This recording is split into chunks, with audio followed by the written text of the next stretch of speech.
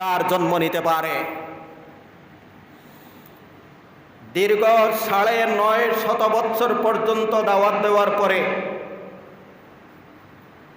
কথাটি বলতে সহজে বলে ফেললাম, ১০০ বছর, ২০০ বছর, ৩০০ বছর, ৪০০ বছর, শতাব্দীকে শতাব্দী পর্যন্ত দিনের দাওয়াত দিচ্ছেন, কিন্তু দাওয়াত আর কবুল করে নাই।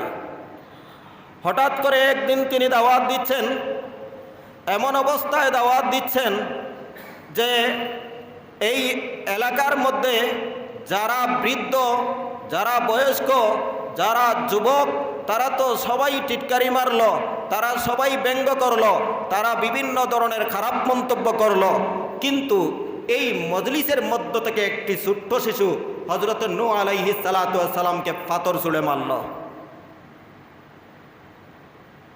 তখন আর নূহ আলাইহিস সালাতু ওয়াস সালামের সহ্য হয় নাই। ৯৫০ বছর পর্যন্ত যাদেরকে দাওয়াত দিলাম আর যাদের প্রজন্মের উপর আশা করলাম যে এই ভবিষ্যৎ প্রজন্ম হয়তো দিনদার হতে পারে, আজ সেই ভবিষ্যৎ প্রজন্ম যে এখনো বুঝে নাই, তার ওই জাতি এবং গোষ্ঠীর কালচারে এমনভাবে নিমজ্জিত হয়েছে, তার বড়রা যে আচরণ করলো সেও সেই আচরণ করলো।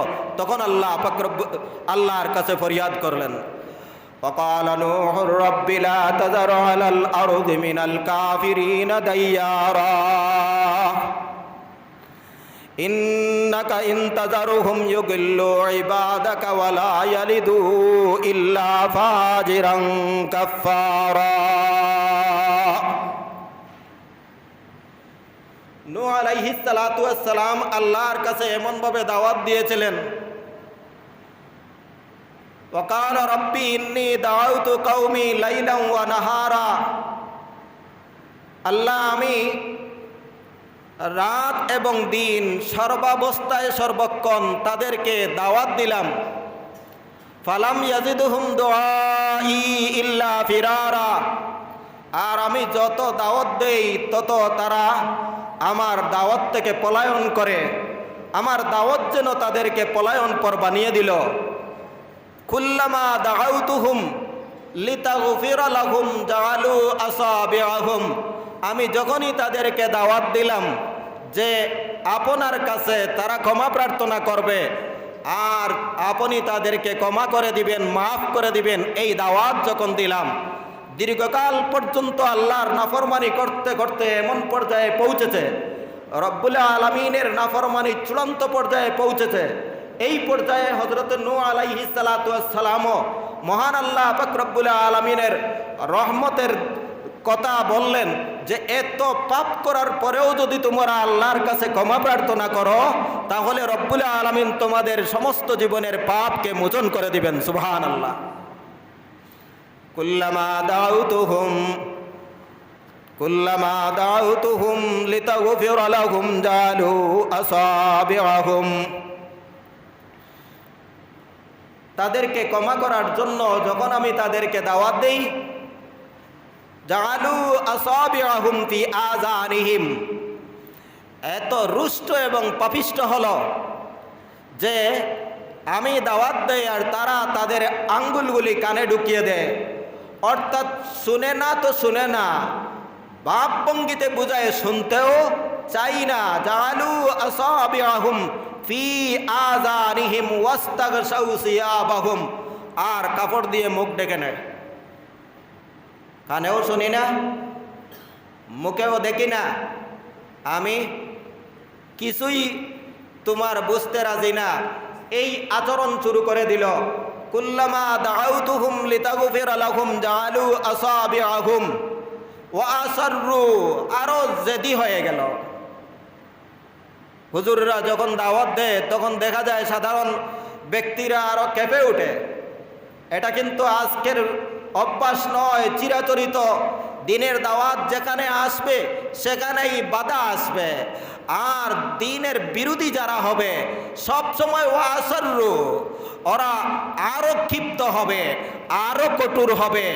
তার কারণে রব্বুল আলামিন এই সমস্ত আম্বিয়া কেরামের ইতিহাসকে উল্লেখ করলেন যে নবীওয়ালা কাজ, দিনের দাওয়াত দিতে হলে আম্বিয়া কেরাম যতবারই দাওয়াত দিয়েছেন ততবার তাদের উপর বিভিন্ন ধরনের জুলুম ও নির্যাতন চলে আসছে, তারপরেও আল্লাহর দ্বীনের দাওয়াত থেকে পিছপা হন নাই। যদি তুমিও দ্বীনের দাওয়াত দিতে চাও তাহলে আম্বিয়া কেরামকে স্মরণ করো। তুমি তো নবী হতে পারবে না, কিন্তু আল্লাহর নবী হওয়ার পরেও রব্বুল আলামিনের এত মায়ার বান্দাদের উপর এত জুলুম ও নির্যাতন যদি তারা সহ্য করে দ্বীনের দাওয়াতের জন্য অটল অবিচল থাকে, তাহলে যারা পৃথিবীতে দ্বীনের দাওয়াতের কাজ করবে তোমাদের উপর অবশ্যই বিভিন্ন ধরনের শাস্তি এবং বাতিলের পক্ষ থেকে বিভিন্ন ধরনের জুলুম ও নির্যাতন আসবে। সেই জুলুমে যে যত বেশি ধৈর্য ধারণ করতে পারবে, জুলুমের মাত্রার উপর তুমি যত বেশি দ্বীনের উপর অটল থাকতে পারবে, রব্বুল আলামিনের দরবারে তোমার মর্যাদা তত বেশি বলবান হবে। সুবহানাল্লাহ। কুল্লামা দাউতুহুম জালু আসাবিআহুম কুল্লামা দাউতুহুম লিতাগফির লাহুম জালু আসাবিআহুম ফি আযানিহিম ওয়াস্তাগশাউ সিয়াবাহুম ওয়াসাররু ওয়াস্তাকবারু ইস্তিকবারা। আর একদিকে কানের মধ্যে আঙ্গুল ঢুকায় যাতে নবীদের কথা শুনবে না, 2 নম্বরে তারা তাদের মুখ ডেকে নেয়। মানুষের চেহারা দেখার পরে হয়তো একটি মহব্বত এবং সামাজিকতার খাতিরে হয়তো কিছু নরমাল হতে পারে, তোমার সাথে কোনো ধরনের আপুস নাই, এই জন্য আমরা মুখ ডেকে নিলাম। ওয়াসাররু, এবং আরো কঠোর হয়ে গেল। ওয়াস্তাকবারু ইস্তিকবারা, চূড়ান্ত পর্যায়ের ঔদ্ধত্য হলো। তারপরেও নূহ আলাইহিস সালাতু ওয়াস সালাম বলেন, কুল্লামা দাউতুহুম লিতাগফিরা লাহুম জালু আসাবিআহুম ফি আযানিহিম ওয়াস্তাগশাউ সিয়াবাহুম ওয়া আসররু ওয়াস্তাকবারু ইস্তিকবারা। সুম্মা ইন্নী দাউতুহুম জিহারা, প্রকাশ্যে দাওয়াত শুরু করে দিলাম।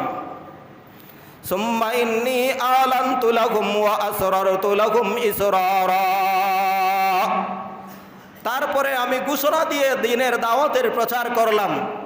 ওয়া আসরারতু লাহুম ইসরারা, গোপনে গোপনেও দাওয়াত দিলাম। কথাগুলো সহজ।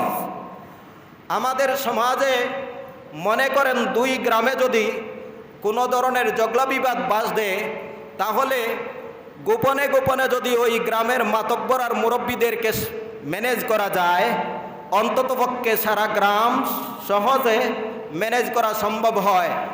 আর পরবর্তীতে ওই মোড়ল গোষ্ঠীরাই তাদের সাধারণ মানুষদেরকে সান্ত্বনা প্রদান করে বড় বড় কথা দিয়ে এবং ঘোষণা দিয়ে। হযরত নূহ আলাইহিস সালাতু ওয়াস সালাম প্রত্যেক গোত্রে গোত্রে বাড়ি বাড়ি গিয়ে আর রাত্রে রাত্রে গিয়ে দিনে দিনে গিয়ে তাদেরকে দ্বীনের দাওয়াত দিয়েছেন। ওই মূর্তি পূজা থেকে বিরত রাখার চেষ্টা করেছেন, কিন্তু তারপরেও তারা মানতে রাজি হয় নাই। সুম্মা ইন্নী দাউতুহুম জিহারা সুম্মা ইন্নী আলানতু লাহুম ওয়া আসরারতু লাহুম ইসরারা ফাকুলতু ইস্তাগফিরু রাব্বাকুম ইন্নাহু কানা গাফফারা। আমি বারবার এই কথা বললাম যে ইস্তাগফিরু, ক্ষমা প্রার্থনা করো, ইস্তিগফার পড়ো। ইন্নাহু কানা গাফফারা, নিশ্চয় তোমাদের প্রতিপালক হলেন অত্যন্ত ক্ষমাশীল, তিনি মাফ করে দিবেন।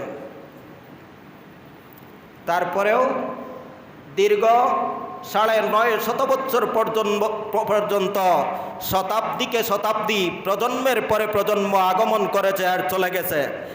ওই প্রজন্মের মধ্যেই দ্বিতীয়বার মূর্তি পূজা শুরু হয়ে গেছে। ভালো মানুষের, দিনদার মানুষের মূর্তি তৈরি করে তাদের ইবাদত শুরু হয়ে গেছে।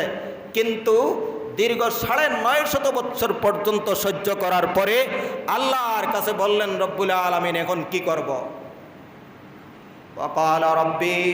وقال نوح رب لا تذر على الأرض من الكافرين ديارا। তখন থেকে নূহ আলাইহিস সালাতু ওয়াস সালাম বললেন যে 950 বছর পর্যন্ত যে জাতিকে দাওয়াত দিলাম তার প্রজন্ম আজকে দ্বীনের দায়ীকে, আল্লাহর নবীকে পাথর ছুঁড়ে মারলো, যার দ্বারা প্রমাণ করলো এই জাতি থেকে আর ভবিষ্যতে দিনদার ফয়দা হওয়ার কোনো আশা নেই। লা তাযার আলাল আরযি মিনাল কাফিরিনা দাইয়ারা। নবীগণ বদদুয়া করেছেন। এই হলো 950 বছর পর্যন্ত জুলুম সহ্য করার পরে নূহ আলাইহিস সালাতু ওয়াস সালাম আল্লাহর কাছে বদদুয়া করেছেন, আল্লাহ এই কাফিরদের একটি ঘরবাড়ি এবং কাফিরদের বসবাস ঠিকানাও তুমি আর বাকি রেখো না পৃথিবীতে। وقال نوح رب لا تذر على الأرض من الكافرين ديارا إنك إن تذرهم يضلوا عبادك। যদি আপনি তাদেরকে ছেড়ে দেন, যদি আপনি তাদেরকে বাঁচতে দেন, যদি আপনি তাদেরকে দুনিয়ায় জীবিত রাখেন, ইউদিল্লু ইবাদাক, তাহলে যারা কোনো না কোনো সময় আপনার ইবাদতের জন্য আগ্রহী হবে তাদেরকেও ভ্রান্ত করবে, তাদেরকেও পথভ্রষ্ট করবে। ইউদিল্লু ইবাদাকা ওয়া লা ইয়ালিদু ইল্লা ফাজিরান কাফফারা। আর তারা যাদেরকে জন্ম দিবে তারা হবে পাপাচারী এবং পাপিষ্ট কাফির। ওই পাপিষ্ট কাফিরের ধারাবাহিকতা শুরু হয়ে যাবে, আর তাদেরকে এই পৃথিবীতে রেখো না।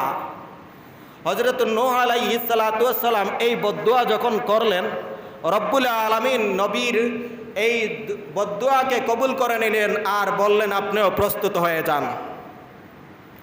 হযরত নূহ আলাইহিস সালাতু ওয়াস সালামের 4 জন সন্তান ছিলেন। 4 জন সন্তান হাম, সাম, ইয়াফিস এবং কেনান। এই সামের নামে সাম দেশ হয়েছে, কেনানের নামে কেনান হয়েছে। হযরত নূহ আলাইহিস সালাতু ওয়াস সালামের 4 জন সন্তানের মধ্য থেকে একজন সন্তানও কাফির ছিলেন। কেনান নামী যে সন্তান উনিও কাফির ছিলেন। অর্থাৎ কাফির বলতে উনি হযরত নূহ আলাইহিস সালাতু ওয়াস সালামের দ্বীনের দাওয়াত কবুল করেন নাই, গ্রহণ করেন নাই। আর রব্বুল আলামিন বললেন যে আজ থেকে তুমি প্রস্তুত হয়ে যাও, শুধুমাত্র আল্লাহর উপর বিশ্বাস যারা করেছে আর তোমাকে নবী হিসাবে যারা কবুল করে নিয়েছে তারা ব্যতীত আর কেউ তোমার আহাল হবে না। এই আয়াত থেকে, এই কোরআনের ঘোষণা থেকে আমাদেরকে শিক্ষা নিতে হবে। আমার ওই রোজদার সন্তান হতে পারে, কিন্তু দ্বীনের জন্য এই সন্তান যদি আল্লাহ ওয়ালা না হয় তাহলে এই সন্তান আমার আহাল হতে পারে না। এই সন্তান আমার আহাল হতে পারে না, আমার পরিজন হতে পারে না। হযরত নূহ আলাইহিস সালাতু ওয়াস সালামকে আল্লাহ বললেন যে এমন একটি আযাব আর গজব দিয়ে তোমার জাতিকে ধ্বংস করে দিব যে আযাব আর পৃথিবীতে কাউকে দেই নাই। এই আযাব হলো মহা একটি প্লাবন দিব, যেই প্লাবনের মাধ্যমে সমস্ত পৃথিবী ডুবে সম্পূর্ণ ছারখার হয়ে যাবে। নূহ আলাইহিস সালাতু ওয়াস সালামকে আল্লাহ বললেন একটি নৌকা তৈরি করো। পৃথিবীতে সর্বপ্রথম শিল্পকর্ম আর শিল্পকর্মের শিক্ষা রব্বুল আলামিন ওহীর মাধ্যমে দিয়েছিলেন। হযরত নূহ আলাইহিস সালাতু ওয়াস সালাম এই শিল্পকর্মের প্রতিষ্ঠাতা হলেন হযরত নূহ আলাইহিস সালাতু ওয়াস সালাম। সর্বপ্রথম যে নৌকাটি তৈরি করেছিলেন পৃথিবীতে তার পূর্বে কোনো পরিকল্পনা, কোনো ধরনের এই নমুনা কোনো কিছুই ছিল না। শুধুমাত্র ওহীর মাধ্যমে সর্বপ্রথম নৌকা তৈরি করেছিলেন। যে নৌকাটি, যে কিস্তিটি, ফার্সিতে কিস্তি বলা হয়, বাংলায় নৌকা বলা হয়, আরবিতে জাওরাক বলা হয়। এই কিস্তি 300 গজ লম্বা, বাংলাদেশি গজ না, ইংরেজি মিটারও নয়। এই যে গজ বলা হয়, উলামায়ে কেরাম যদি গজ বলেন তাহলে তৎকালের 1 হাত পরিমাণ, এই 18 ইঞ্চির হাত নয়, 1 হাত পরিমাণ 1 গজ ছিল। 300 গজ লম্বা, 50 গজ প্রস্থ, 30 গজ উঁচু, 3 তলা বিশিষ্ট কাঠের একটি নৌকা তৈরি করেছিলেন। নৌকা যখন তৈরি করলেন, এই তৈরি করার সময়ে দীর্ঘদিন লেগেছে। দীর্ঘদিন নৌকা তৈরি করতেছেন, এমন সময়ে তার জাতি পাশ দিয়ে যারা অতিক্রম করত তারা জিজ্ঞেস করত, নূহ তুমি নৌকা কেন বানাও? তিনি বলেছিলেন যে বিশাল একটি প্লাবন আসবে আর ওই প্লাবনে আমরা নৌকা ছাড়া বাঁচতে পারবো না।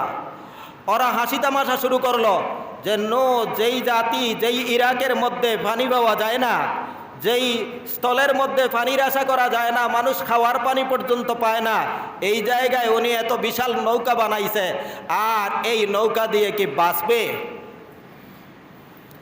তামাশা করতে করতে করতে করতে আম্বিয়া কেরামের সাথে কত চূড়ান্ত পর্যায়ের তামাশা করা হয়েছে। দেখেন আল্লাহর গজব চলে আসছে সামনে। এই অবস্থায় রব্বুল আলামিন ইমানদারদেরকে বাঁচানোর একটা প্রক্রিয়া, বাঁচানোর একটা ওসিলা, আল্লাহ যদি ইচ্ছা করেন তাহলে পানির উপর সবাইকে বাঁচাইতে পারবেন। কিন্তু আল্লাহ তার কুদরতি ক্ষমতা না দেখাইয়া রব্বুল আলামিন দুনিয়ার জাগতিক ব্যবস্থা এবং জাগতিক বিভিন্ন ধরনের আসবাবের মাধ্যমে তুমি দুনিয়ায় বাঁচতে হবে, এই প্রশিক্ষণ দেওয়ার জন্য রব্বুল আলামিন নূহ আলাইহিস সালাতু ওয়াস সালামকে নৌকা বানানোর জন্য অর্ডার দান করলেন। নতুবা আল্লাহ যদি ইচ্ছা করতেন তাহলে পানির উপর বাসাইয়া রাখতে পারতেন। সাদ্দাতকে যেইভাবে সাগর থেকে বাঁচিয়েছিলেন, আল্লাহ পাক রব্বুল আলামিন পৃথিবীতে নজির স্থাপন করেছেন। কিন্তু জাতিকে শিক্ষা দেওয়ার জন্য বেলা আসবাব, কোনো মাধ্যম ছাড়া আল্লাহর উপর তাওয়াক্কুল করলে তুমি বাঁচতে পারবে না। তুমি জীবনের জীবিকা নির্বাহের জন্য কোনো না কোনো ব্যবস্থা অবলম্বন করতে হবে, তারপরে মহান আল্লাহ পাক রব্বুল আলামিনের উপর ভরসা করতে হবে। এটাই শিক্ষা দেওয়ার জন্য রব্বুল আলামিন নূহ আলাইহিস সালাতু ওয়াস সালামকে নৌকা বানানোর জন্য অর্ডার দান করলেন, ঘোষণা দিলেন। নৌকা যখন বানিয়ে ফেললেন, ওরা নৌকার মধ্যে গিয়ে পায়খানা করে। কি করে? মজা লাগে। নবীগণ চূড়ান্ত পর্যায়ে পৌঁছে গেছেন, আর বাঁচার কোনো উপায় নেই। এমন সময়ও নবীদের এই মুজিজার উপর আল্লাহ প্রদত্ত একটা ঘোষণা এবং কাজের উপর তারা পায়খানা করতে শুরু করলো। রব্বুল আলামিনও চিন্তা করলেন, ঠিক আছে।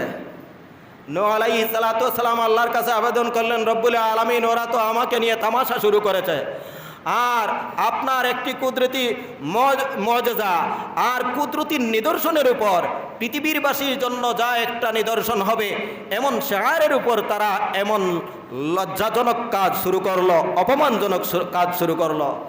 রব্বুল আলামিন বললেন, ঠিক আছে, যারা এই অপকর্ম করেছে তাদের মাধ্যমেই এই অপকর্মের মোচন হবে। হঠাৎ করে দেখবেন জাতি যেভাবে হয় তার প্রজন্মও সেভাবে হয়। জাতি যেভাবে হয় তার প্রজন্ম, বাবা যেমন হয় তার সন্তান তেমন হয়। ওরা যখন নূহ আলাইহিস সালাতু ওয়াস সালামের নৌকায় পায়খানা করতে যায়, সংবাদ শুনতে শুনতে এক অন্ধও শুনল নূহ আলাইহিস সালাতু ওয়াস সালামের নৌকায় পায়খানা করতে হবে। সে নৌকায় যখন পায়খানা করতে গেছে তখন উল্টে পড়ে গেছে। পড়ার সাথে সাথে তার চৌকে অন্যান্যদের পায়খানাগুলো লাগছে। লাগার পরে রব্বুল আলামিন তার কুদরত দেখাইলেন যে ওর চোখ ভালো হয়ে গেছে। অন্ধ ব্যক্তি ভালো হয়ে গেছে।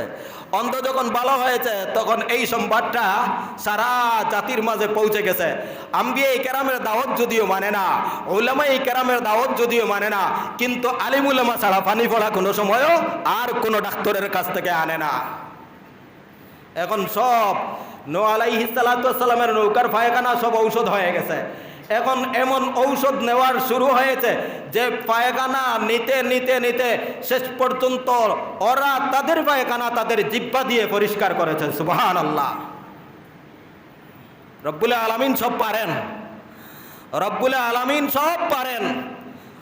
যখন নৌকা তৈরি হয়ে গেছে, হযরত নূহ আলাইহিস সালাতু ওয়াস সালামকে আল্লাহ বললেন যে জলজ স্থলজ যে সমস্ত প্রাণী আছে, প্রত্যেক প্রাণী, যারা যে সমস্ত প্রাণী স্বামী স্ত্রী ছাড়া প্রজন্ম তৈরি হয় না, কিছু কিছু স্থলজ প্রাণী আছে যারা মিলন ছাড়া বাচ্চা জন্ম দিতে পারে, এটা আল্লাহর কুদরত। আর কিছু কিছুকে আল্লাহ এমনভাবে তৈরি করেছেন যারা স্বামী স্ত্রীর মিলন ছাড়া তাদের ভবিষ্যৎ প্রজন্ম হয় না, সন্তান জন্ম হয় না। ওই সমস্ত প্রাণীগুলোকে বাছাই করে প্রত্যেকটার এক একটি জোড়া নৌকার মধ্যে উঠাইলেন। যে সমস্ত আদম সন্তান ইমানদার ছিল তাদেরকেও উঠাইলেন। সবগুলা নৌকায় উঠানোর পরে আল্লাহ পাক রব্বুল আলামিন পৃথিবীর মধ্যে এমন কোনো জায়গা নেই যেখান থেকে পানি উৎপন্ন করেন নাই। কোনো কোনো ওয়াফারাত তান্নুর, তান্নুর শব্দটি একটা চুলার অর্থে ব্যবহৃত হয়। এই তান্নুর দিয়ে হজরতে আদম আলাইহিস সালাতু ওয়াস সালামের তান্নুর, হজরতে নূহ আলাইহিস সালাতু ওয়াস সালামের চুলা এবং তৎকালের প্রত্যেকটা মানুষের ঘরে ঘরে যে চুলাগুলো ছিল, এমনকি প্রত্যেক ভূপৃষ্ঠ সবগুলা ফেটে অনর্গল পানি উঠতে শুরু করেছে। যখন নৌকা বেসে গেছে তখনও হজরত নূহ আলাইহিস সালাতু ওয়াস সালাম উনার ছেলে যে কেনানের নাম বলেছিলাম সেই কেনানকে বলতেছেন, বাবা তুমি এখনো তওবা করে ফিরে আসো আর আমার নৌকায় উঠে যাও। যখন নৌকার মধ্যে পানি চলতেছে, বিশাল আকারের পানি, এই পানিতে নৌকা চলতেছে, এমন অবস্থায় নূহ আলাইহিস সালাতু ওয়াস সালামের ছেলে উত্তর দিল যে তোমার নৌকার আমার প্রয়োজন নাই, আমি পাহাড়ের চূড়ায় উঠে বসবাস করব। নাউযুবিল্লাহি মিন যালিক, জোরে বলেন। কেনানের এই কথা শোনার পরে বাবার আর সহ্য হয় নাই। প্রথমে আল্লাহ বলেছিলেন, নূহ তুমি কোনো জালিমকে তোমার নৌকার মধ্যে উঠাইবে না। আর পরে ওনার সন্তানকে যে ডাকলেন, আর সন্তান ওনার কথা মানল না। রব্বুল আলামিনের কাছে বললেন, আল্লাহ ইন্নাহু মিন আহলি, আল্লাহ এ তো আমার সন্তান। রব্বুল আলামিন উত্তরে বললেন, ইন্নাহু লাইসা মিন আহলিক, তোমার রক্তের গড়া সন্তান হতে পারে, আল্লাহর দ্বীন যদি কবুল করে না, আল্লাহর নবীর নবুয়তকে যদি স্বীকার করে না, আল্লাহর দ্বীনের দাওয়াতের উপর কায়েম থাকে না, নবীগণের কথা শুনে না, এই সন্তান যত বড় সন্তান হোক, যত বড় শিক্ষিত হোক, যত বড় বাহাদুর হোক, নবীর সন্তান হতে পারে। আল্লাহ বলেন লাইসা মিন আহলিক, তাকে তোমার নৌকার মধ্যে উঠাইবে না। এখান থেকে মাপতে হবে আমার সন্তান, আমার সন্তান ভার্সিটিতে পড়ে আর আমাকে বলে আমি মৌলবাদী, আমাকে বলে আমি সেকালের, আমাকে বলে আমি পুরানা, আমাকে বলে আমি 1400 বছরের ইতিহাস নিয়ে ঘাটি। আমার এই সন্তানের জন্য আমার কলিজাকে ফেটে দিতে হয়। আমি কি সন্তান জন্ম দিলাম? কোথায় পড়ো, কি পড়ো, কি শিক্ষার জন্য তোমাদের ভবিষ্যৎ আছে? যেই শিক্ষা তোমার সন্তানকে সুদের চাকরি ছাড়া চাকরি দিতে পারে না, যেই শিক্ষা তোমার সন্তানকে বা মানুষ বানাইতে পারে না, যেই শিক্ষা তোমার সন্তানকে উদাও করে দিতে চায়, যেই শিক্ষা প্রতিষ্ঠানে তোমার সন্তান আন্দোলন করে, যেই শিক্ষা প্রতিষ্ঠানে গিয়ে উদাও চলার জন্য কোনো প্রতিষ্ঠানের উস্তাদের কথা মানবে না, আন্দোলন করে ছেলেমেয়েরা রাত্রিবেলায় একা একা ঘুরাইবার জন্য, সেই সন্তান তুমি কেন জন্ম দিলে? তোমাদের শিক্ষা, তোমাদের জাতিত্ব, তোমাদের ভবিষ্যৎ একটু একটু কল্পনা করো। যেই শিক্ষা তোমাদের জাতিকে, তোমাদের ভবিষ্যৎকে রক্ষা করতে পারবে না, দ্বীনের শিক্ষা দিতে পারবে না, মানবতার শিক্ষা দিতে পারবে না, ঘুষ বন্ধ করার শিক্ষা দিতে পারবে না, সুদ বন্ধ করার শিক্ষা দিতে পারবে না, চাকরি নিতে হলে সরকারি চাকরি তোমার শিক্ষিত সন্তান পাবে না, পাবে না। আজ বাংলার জমিনে লক্ষ লক্ষ ছেলেরা ভার্সিটি পাস করে চাকরি পায় না, যার কোনো আত্মীয় নাই, যার কোনো লিডার নাই, অশিক্ষিতরা।